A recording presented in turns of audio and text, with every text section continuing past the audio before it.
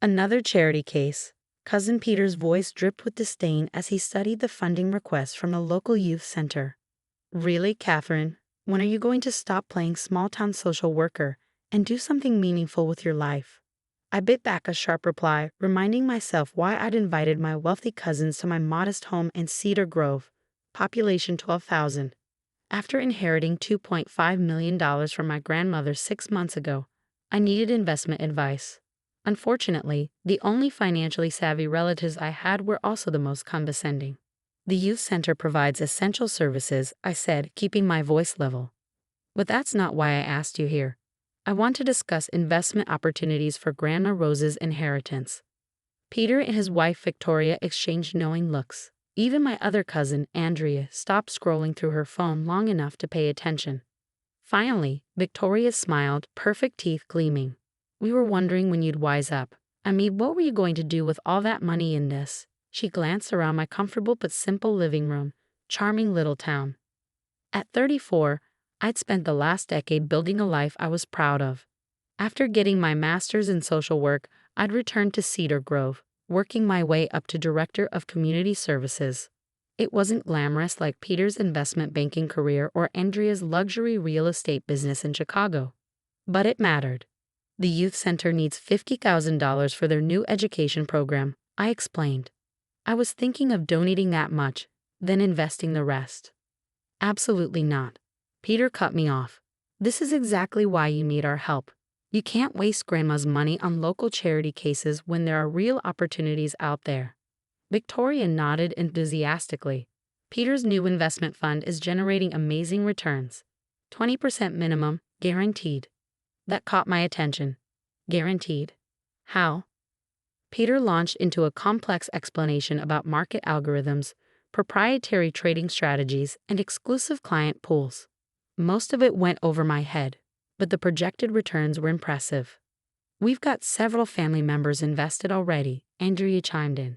Aunt Susan put in $500,000 last month. Even Dad's moved his retirement fund over. I hesitated. Could I see some documentation? Prospectus, performance records? Catherine, Peter sighed dramatically. This is family. Do you really need paperwork? The minimum buy-in is usually $5 million. But I can get you in with $2 million because you're my favorite cousin. That should have been my first warning sign. But Peter had always been the financial genius of the family, following in our uncle's footsteps to Wall Street success. And if Aunt Susan and Uncle James trusted him, guilt triumphed over caution. 2 weeks later, I transferred $2 million to Peter's investment fund, keeping the remaining amount for local projects and emergency savings. The first 3 months seemed to confirm Peter's promises. The monthly statements showed steady gains. Victoria called regularly with updates about their luxurious lifestyle. New vacation home in Aspen, private school for their kids, country club memberships. You could have all this too, she hinted. There's no reason to stay stuck in Cedar Grove. With your returns, you could easily afford a place in Chicago near us. But I loved my life in Cedar Grove. The people were real, the work meaningful. When the youth center launched their education program with my donation, seeing the kids' excitement meant more than any country club membership. Then came the call that changed everything. Catherine. Lisa's voice was urgent. Remember that background check you asked me to run on Peter's fund? I just heard from my contact at the SEC. There's no registration for this fund. Nothing. Are you sure about where your money is? My blood ran cold. What are you saying? I'll think about it, I said carefully. Don't think too long, Victoria warned. This opportunity won't last forever. And honestly, what else are you going to do with the money here? Fund more hopeless causes? After they left, I sat in my garden, thinking. The youth center desperately needed that education program. But if Peter's fund could really generate those returns, I could help even more people in the long run. I called my old college roommate, Lisa, now a financial advisor in Seattle. 20% guaranteed returns? She sounded skeptical. Kat, that's not how legitimate investments work. Has he registered this fund with the SEC? I assume so. The whole family's investing. Get me the paperwork, Lisa insisted. I'll review it for you, no charge. But when I asked Peter for documentation, he got defensive. This is exclusive, Catherine, by invitation only. If you don't trust family, I'm saying you need to get more information. Fast. This has all the red flags of a. Don't say it.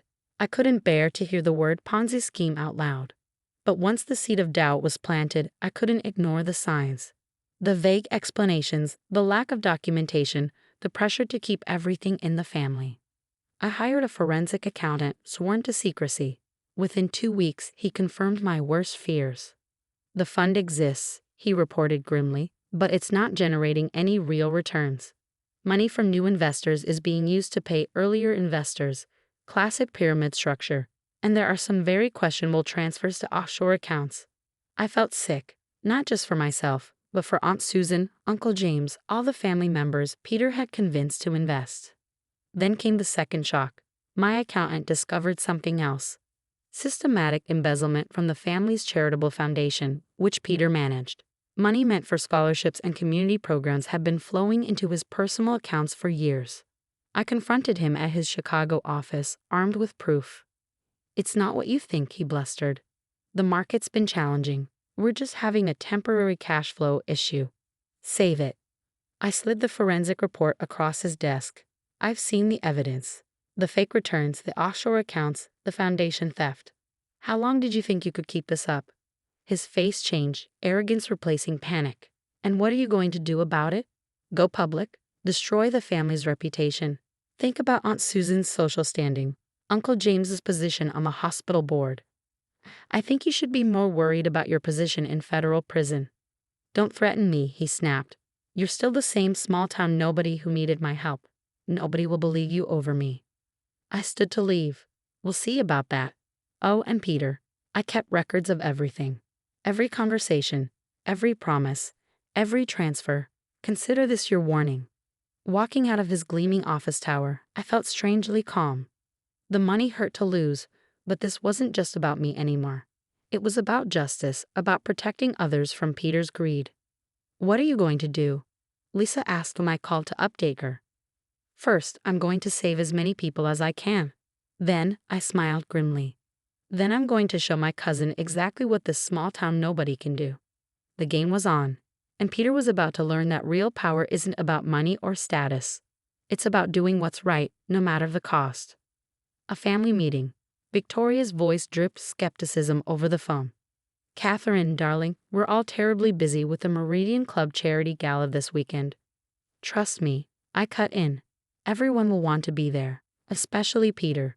Tell him it's about additional investments that got our attention." Peter's fund was always hungry for new money, needing fresh capital to maintain the illusion of profits. What they didn't know was that I'd spent the last month preparing for this moment. The meeting was set for Saturday afternoon at Uncle James' lakeside mansion. I arrived early, setting up my laptop and documents in his wood-paneled study. Lisa, my financial advisor friend, came as my expert witness. The forensic accountant waited on standby for a video call. "Are you sure about this?" Lisa asked, reviewing our presentation one last time. "Once you start, there's no going back." I thought about the youth center kids whose scholarship fund Peter had stolen, about Aunt Susan's retirement savings, about all the lives his greed had touched. I'm sure. They arrived in waves. Peter and Victoria in matching tennis whites, Andrea glued to her phone. Uncle James and Aunt Susan looking country club perfect. Cousins, aunts, uncles, everyone who'd invested in Peter's exclusive fund. "Catherine." Peter's smile was razor sharp. "Victoria mentioned you're interested in increasing your investment. Wise choice. Our latest returns are exceptional." "Actually," I interrupted, closing the study door, "I called everyone here to discuss those returns. And a few other things." The next hour was like watching a bomb detonate in slow motion. I presented the evidence methodically: fake account statements, non-existent trades, the pyramid structure of payments. Lisa explained the technical details while I showed the money trail. "This is ridiculous," Peter sputtered. "These accusations are documented." I pulled up the forensic accountant's report, including the theft from the family foundation. "Did you really think nobody would notice the scholarship fund being drained?" Aunt Susan gasped. "The children's scholarships. Peter, you promised those were safe." "It's a temporary reallocation," he insisted. "The market conditions." "Stop lying." My voice cut through his excuses. I've already reported everything to the SEC. They're launching a formal investigation on Monday. The room erupted in chaos. Victoria burst into tears, clinging to Peter's arm. Andrea dropped her phone. Uncle James looked like he might have a heart attack. You can't do this, Peter hissed. You'll destroy everything. You destroyed everything, I corrected him. I'm trying to save what I can. I laid out the recovery plan I developed with Lisa and a team of lawyers. Those who'd received profits would need to return them as fraudulent transfers. But if everyone cooperated with the investigation, there was a chance to recover some of the principal investments. I've set up a legitimate victims fund, I explained. We'll pool resources for legal representation, work with the authorities. Authorities? Victoria shrieked. Do you have any idea what this will do to our reputation, our social standing? I thought of all the times they'd mocked my little town, my meaningless work helping others. Your reputation? I laughed softly. You're worried about country club gossip while people's life savings vanish, while scholarship kids lose their chance at college? Speaking of the foundation, Lisa interjected smoothly, we have documentation of every unauthorized transfer. The board will need to be notified.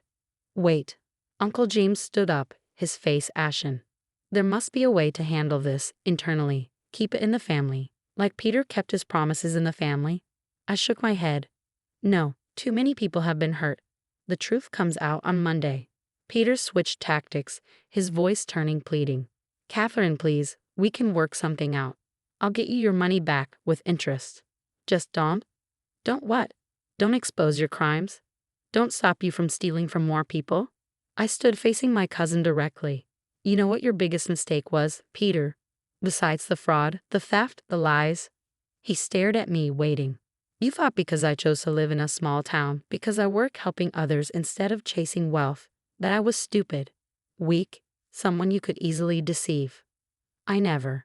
You forgot that Grandma Rose taught me the same values she taught you. The difference is I actually listened. The next few hours were a blur of tears, recriminations, and negotiations. Some family members agreed to cooperate immediately, desperate to salvage what they could. Others, like Victoria, alternated between threats and hysterical pleas. But by evening, the die was cast. The SEC would receive our evidence first thing Monday. The foundation board would be notified. Law enforcement would handle the criminal aspects.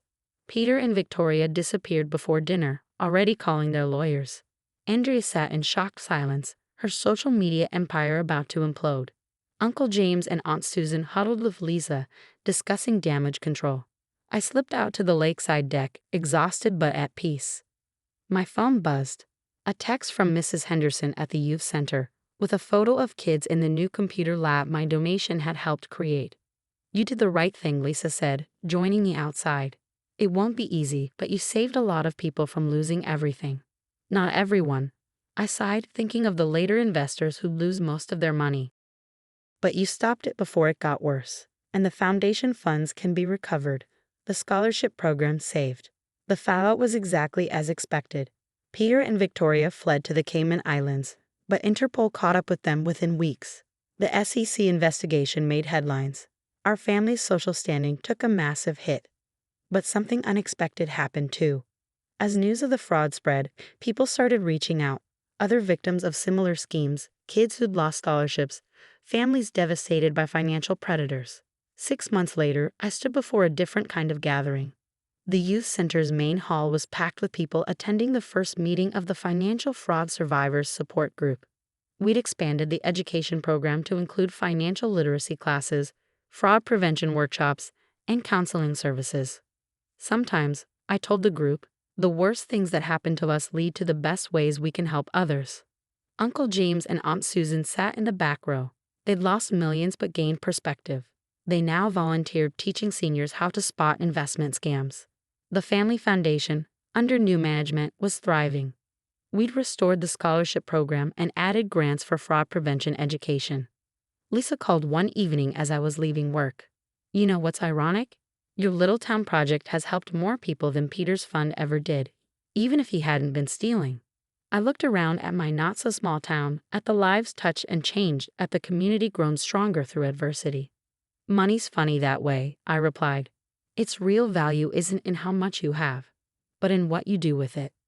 A year to the day after the family meeting, I received a letter from Peter, written from federal prison. He asked for forgiveness, for help, for money for his appeal. I wrote back one sentence. The youth center always welcomes volunteers after rehabilitation. He never replied, but I heard through family that he'd started teaching financial literacy to fellow inmates. Maybe something good could come from him too. Standing in my garden that evening, I thought about Grandma Rose. She'd left me more than money.